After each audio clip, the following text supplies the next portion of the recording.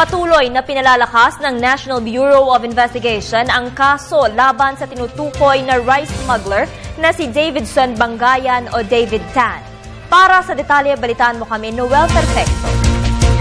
Patuloy ang pangangalap ng mga ebidensya ng National Bureau of Investigation para mapatunayan ang pagkakasangkot ng tinaguriang financier at numero 1 rice smuggler sa bansa na si Davidson Bangayan alias David Tan.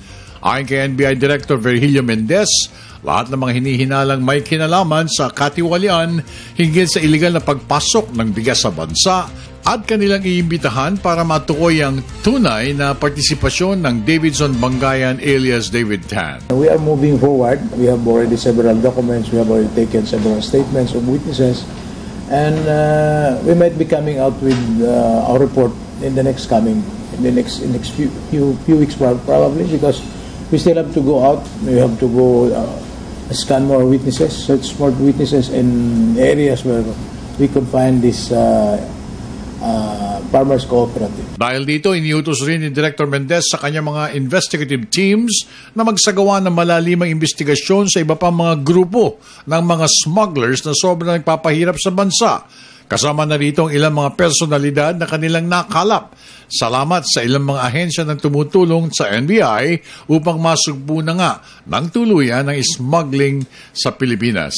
Malaki itong tasking na ito, and I was even arranging a meeting with the NFA administrator, but I was informed that he will come to Mindanao anytime this afternoon or tomorrow. So all those possibly involved in the said smuggling, rice smuggling, ito inyong imbitahan?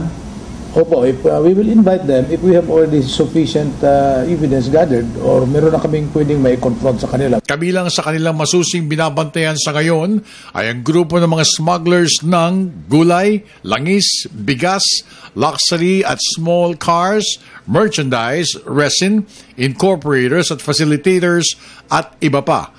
Ayon kay Mendez, all-out war na ito. Matindit matatagalan. Subalit tiniyak nito na hindi sila titigil hanggat hindi nahihinto ang tinaguriang smuggling sa bansa at ang mga nasa likuran ng mga ito. Hindi madali ito.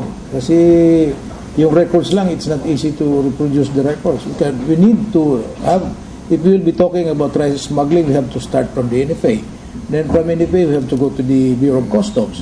That is where we can have a complete and a thorough, probably a report insofar as this investigation is concerned. Para sa Telebisyon ng Bayan, ako naman si Noel Perfecto.